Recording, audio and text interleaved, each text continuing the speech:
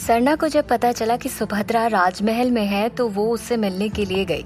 लेकिन वहां जाकर जब उसने देखा कि सुभद्रा पूरी तरह से ठीक है और नृत्य सीख रही है तो उसे यकीन ही नहीं हुआ।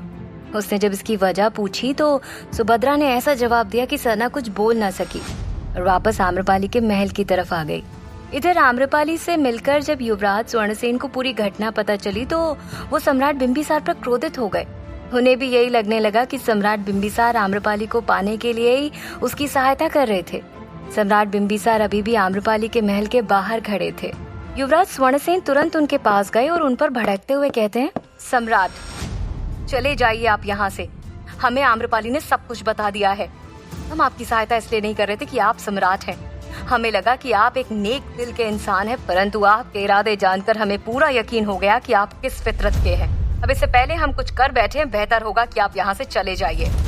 युवराज स्वर्णसेन सम्राट बिंबिसार से क्रोध में बात कर रहे थे। वहीं दूर से ही आचार्य सुमंत ये सब देख रहे थे, लेकिन उन्हें इसकी वजह समझ नहीं आई। तभी उनकी नजर आम्रपाली के महल से बाहर आ रही एक दासी पर पड़ी। उन्होंने जब दासी को बुलाकर इसका कारण पूछा तो जल्द ही सारा सत्य उनके सामने था। सत्य जानकर आचार्य सुमंत अब और भी ज्यादा खुश थे, क्योंकि उनके रास्ते के एक कांटे को आम्रपाली ने खुद अपने महल से बाहर निकाल दिया था। उन्हें बस इंतजार था तो सम्राट बिंबिसार के वैशाली से बाहर जाने का। अपने चेहरे पर कुटिलता भरी मुस्कान लिए वो वहां से चले गए। सम्राट बिंबिसार ने युवराज स्वर्णसेन को समझाते हुए कहा, युवराज समझने की कोशिश कीजिए, हमारा कोई बुरा इरादा नहीं था। अवश्य आप लोगों को कोई भ्रम हो रहा है। हमें आम्रपाली से बात तो करने दीजिए, हम उन्हें सब कुछ समझा देंगे। लेकिन युवराज सम्राट की नहीं सुन रहे थे। उन्होंने कहा, सम्राट आप चुपचाप यहाँ से चले जाइए। अब ना कुछ कहने लायक बचा है और ना ही कुछ सुनने लायक। और यदि आप यहाँ से नहीं गए तो हम आम्रपाली को आपका असल सत्य भी बता देंगे। सम्राट बिंबिसार की बातें ना कोई सुनना चाह रहा था और ना ही समझना चाह रहा था। और जब युवराज ने कहा कि वो आम्रपाली को उनका सत्य बता देंगे तो उसके बाद उन्होंने कुछ ना कहना ही उचित समझा।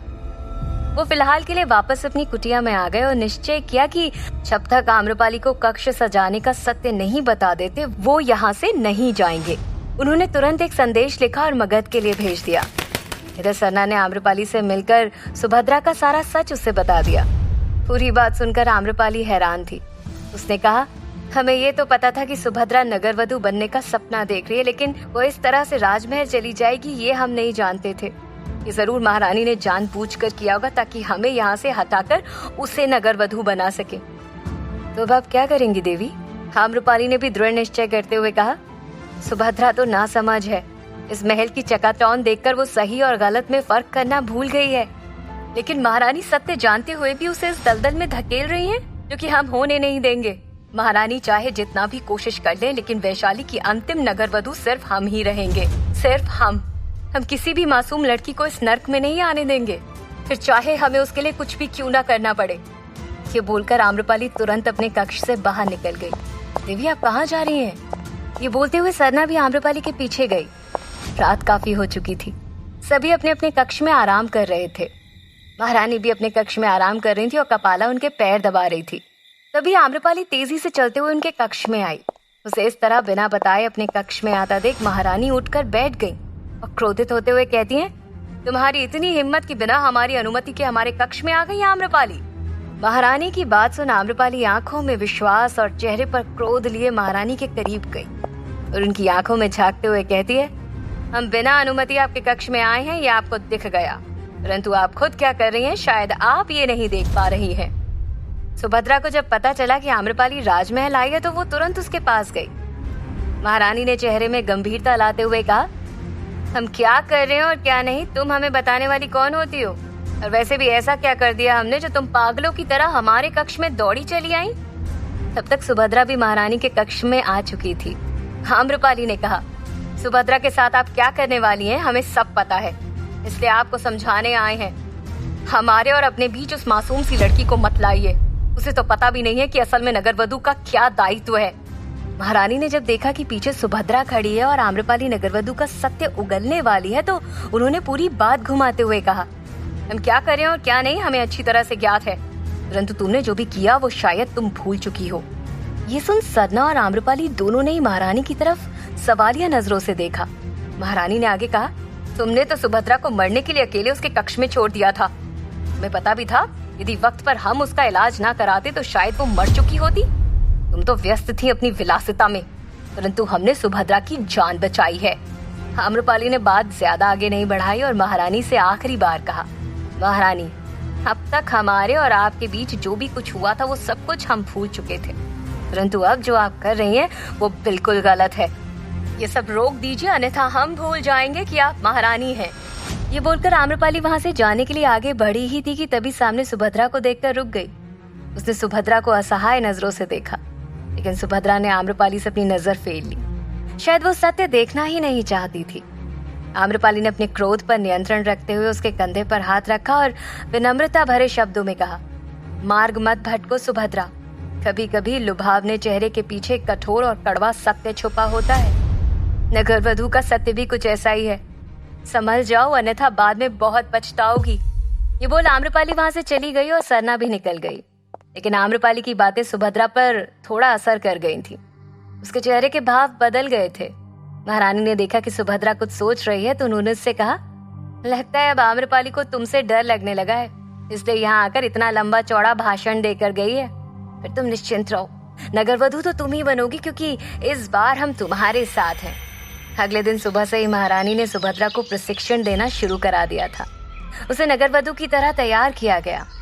सुभद्रा और महारानी नृत्यशाला में थे। तभी कपाला महारानी के पास आई और उनके कान में कहती है, महारानी, आपने जो व्यवस्था करने के लिए कहा था वो हो गई, बस एक बार चलकर देख लीजिए। ये सुनकर महारानी के चेहरे पर मुस्कान आ गई। उन्होंने कपाला से कहा, बहुत बढ़िया कपाला, लेकिन ध्यान रहे ये सब कौन कर रहा है किसी को भी पता नहीं चलना चाहिए।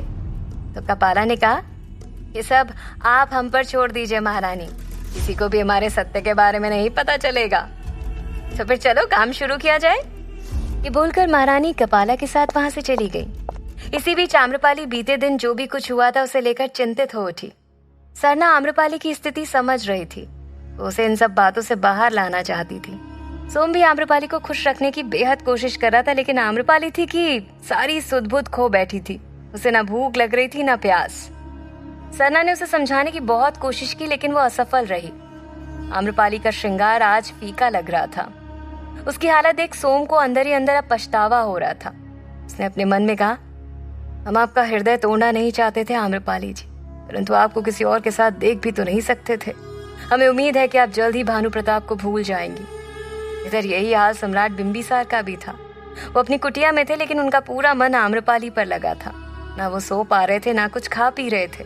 वो कुटिया से निकलकर आम्रपाली के महल के बाहर इस उम्मीद में आकर खड़े थे कि शायद उसकी एक झलक उन्हें दिख जाए। गर्मी का मौसम शुरू हो चुका था, इसलिए धूप तेज थी, लेकिन सम्राट बिंबिसार उस चिलचिलाती धूप में भी आम्रपाली के लिए बाहर ही खड़े थे और लगातार महल की तरफ देख रहे थे। एक सैनिक ने आकर उन्हें वहां से जाने के लिए भी कहा, लेकिन वो उसे मना करते हुए कहते हैं, नहीं, हम यहाँ से कहीं नहीं जाएंगे जब तक हम आम्रपाली को देख नहीं लेते कि वो कैसी हैं, हम कैसे जा सकते हैं। उस वक्त आम्रपाली अपने बाग में बैठकर अपने ख्यालों में खोई हुई थी कि तभी उसे आवाज आई, आज तो उन्हें लेकर ही जाएंगे, देखते हैं कौन हमें रोकता है। ये आवाज सुन आम्रपाली ने जब देखा तो वहाँ 2 स्त्रियां और 2 पुरुष खड़े थे। ये आवाज वहाँ खड़े पहले पुरुष की थी। उन्हें देख आम्रपाली दुविधा में आते हुए कहती है, आप लोग कौन हैं और महल में कैसे आए?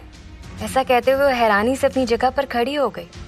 तभी उनमें से एक स्त्री सामने आई और कहती है, चुपचाप चलो हमारे साथ, अन्यथा तुम्हें उठा कर लेकर जाएंगे। दूसरे पुरुष ने कहा। आम्रपाली बहुत ज्यादा घबरा गई। उसके आसपास कोई सैनिक, कोई भी दासी नहीं थे, क्योंकि उसने बाग में आते समय खुद ही उन्हें वहां से आने के लिए मना कर दिया था। अब आम्रपाली ने अपने डर को नियंत्रित करते हुए कहा, हमने आप लोगों के साथ होली नहीं खेली तो आप लोग इस तरीके की हरकत पे उतर आएंगे कि हमें महल से ही ले जाएंगे।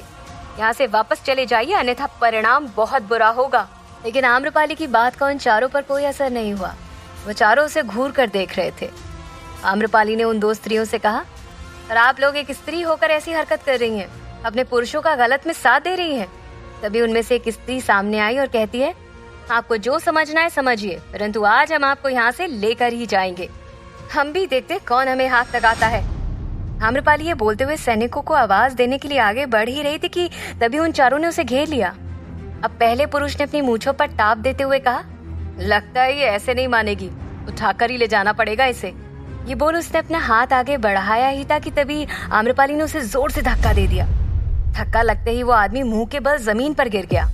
आम्रपाली ने क्रोध में आते हुए कहा, हमसे दूर रहना अन्यथा हाथ काट दिए जाएंगे।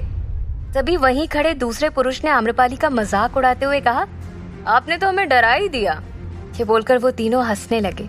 आम्रपाली को ये थोड़ा अजीब लगा, लेकिन जब उसने जमीन पर पड़े पुरुष की तरफ देखा तो उस आदमी की मूछें जिसे वो ताप दे रहा था वहीं जमीन पर गिरी हुई थी। ये देख आम्रपाली का मुंह खुला का खुला रह गया।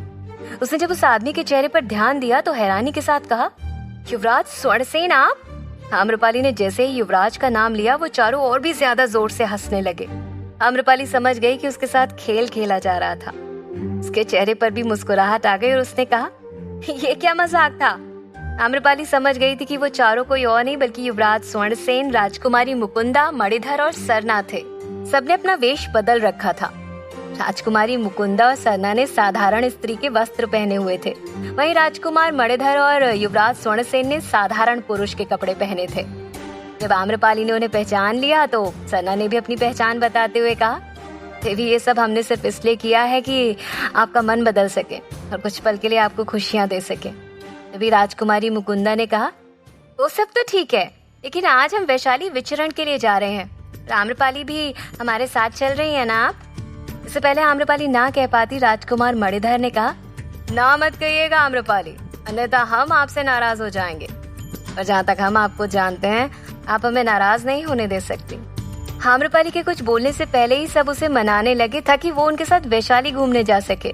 आम्रपाली का मन तो नहीं था, लेकिन उन सबका मन रखने के लिए वो मान गई। तभी सरना ने उसे एक साधारण स्त्री के रूप में वेश बदलने के लिए कहा ताकि वैशाली में कोई उसे पहचान न सके। आम्रपाली भी अपना वेश बदलकर वापस आ गई। अब वो सब महल से बाहर की तरफ जाने लगे। आम्रपाली जब महल से बाहर निकली तो मुख्य द्वार के सामने सम्राट बिंबिसार को देख एक पल के लिए उसके कदम रुक गए। उन्हें देखकर उसने अपने मन में कहा, अब क्या लेने आए हैं आप भानु प्रताप जी यहाँ? चले जाइए यहाँ से। आम्रपाली के साधारण वेश में होने की वजह से सम्राट उसे पहचान नहीं पाए थे, लेकिन कड़ी धूप में उनकी हालत खराब होती जा रही थी। सरना और युवराज ने जब देखा कि सम्राट बिंबिसार वहीं खड़े हैं तो उन्होंने उनसे कुछ नहीं कहा, बल्कि आम्रपाली जो मायूसी भरी नजरों से उन्हें देख रही थी वो उसे लेकर आगे बढ़ गए। आम्रपाली जब सम्राट बिंबिसार के बगल से गुजरी तो उन्होंने उसे पलट कर देखा और उलझन में आकर खुद से कहा, मैं ऐसा क्यों लग रहा है जैसे आम्रपाली यहाँ पर है। अगले ही पल दूर खड़ा सोम जो कि सम्राट की ओर देख रहा था, उसने अपने पास एक सैनिक को बुलाया और उसके कान में कुछ कहा और उसे सम्राट की तरफ भेज दिया। वो सैनिक दौड़ते हुए सम्राट के पास आया और एक कदम से उन्हें धक्का देते हुए कहा, तुम्हें यहाँ आने की अनुमति किसने दी?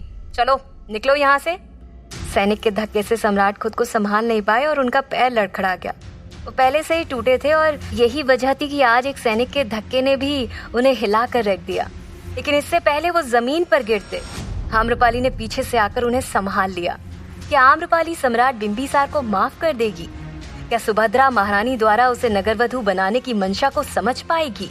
आखिर महारानी कपाला के साथ मिलकर कौन सा नया खेल खेलने वाली है? जानने के लिए सुनते रहिए।